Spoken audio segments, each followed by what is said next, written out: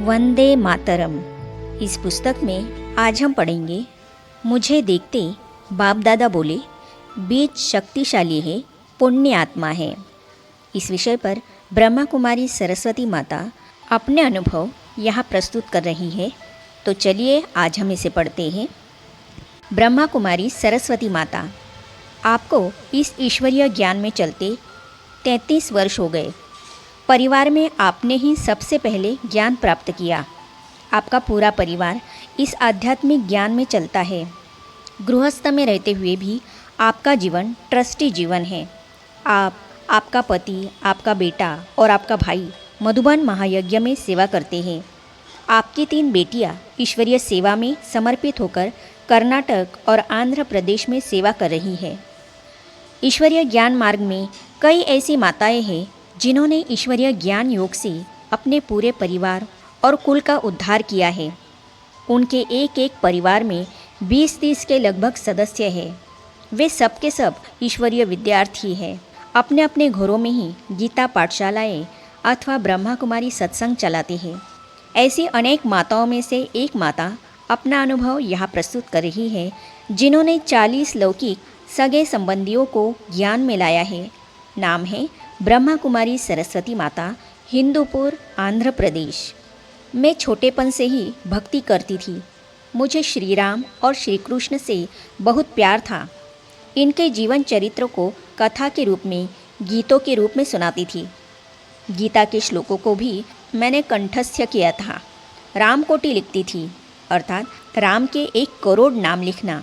सुना था कि श्री राम के 1 करोड़ नाम लिखने से मुक्ति मिलती है। जब मैं 19 साल की थी तो मेरी शादी हो गई। शिवरात्रि के दिन ही मुझे शिव बाबा का परिचय मिला।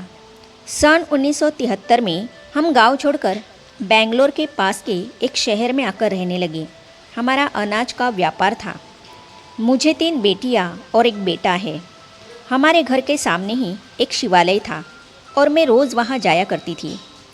उसी साल शिवरात्रि के दिन शिवलिंग के दर्शनार्थ 5 मंदिरों में जाना था। एक मंदिर में दर्शन कर दूसरे मंदिर में जा रही थी, तब दूर के रिश्ते की एक जेठानी मिली।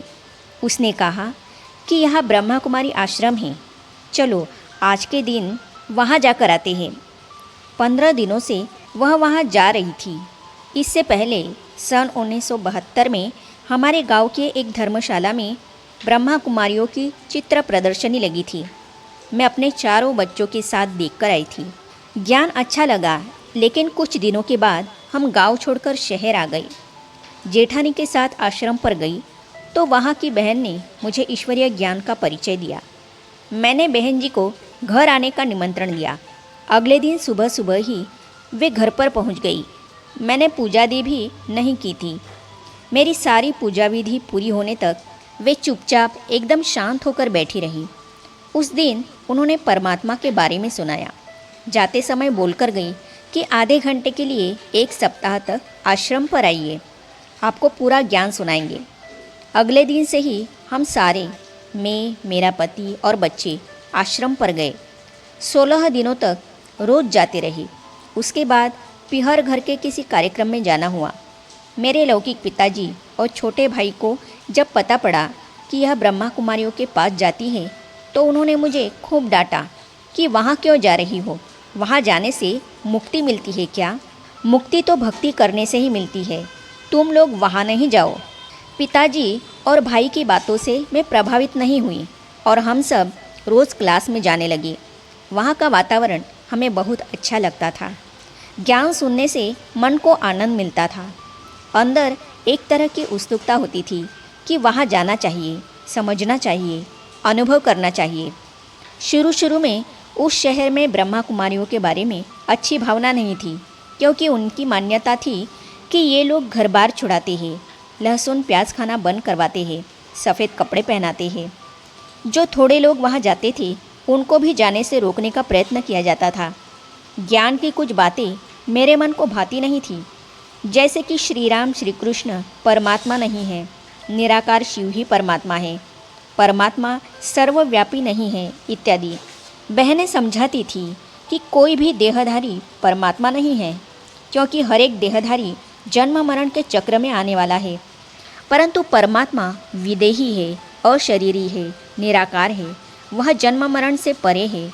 इतना सारा सुनने के बाद भी कभी कभी मन नहीं मानता था कि निराकार शिव ही परमात्मा है।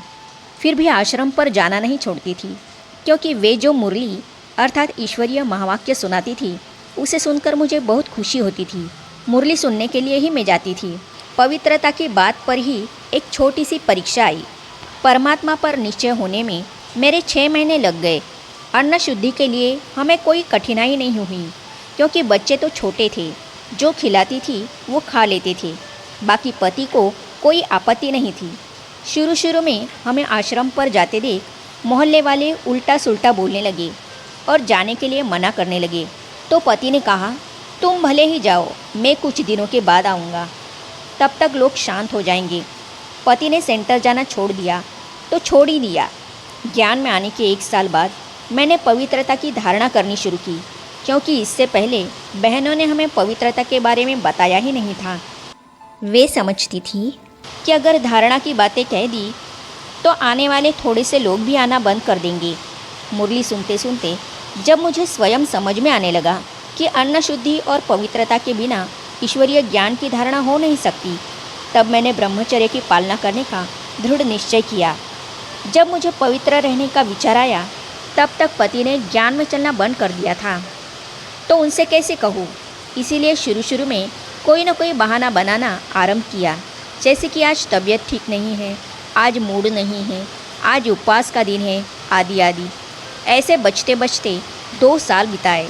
लेकिन एक दिन पति को बहुत गुस्सा आया, क्योंकि उनको पता पड़ गया था कि यह झूठ बोल रही है। एक दिन मैं क्लास करके घर आ रही थी। वे घर के बाहर खड़े होकर इंतज़ार कर रहे थे। पहुंचते ही कहने लगे कि आज फैसला हो जाए, या तो तुम घर में रहो या मैं। इससे पहले एक बार घर पर बहनें आई थी। पति ने उनको सीधा कह दिया था कि आप दोबारा हमारे घर पर मत आइए। और एक दिन गुस्से में उन्होंने कहा था कि अगर तुम आश्रम पर जाओगी तो तुम्हारी टांग ही तोड़ दूंगा।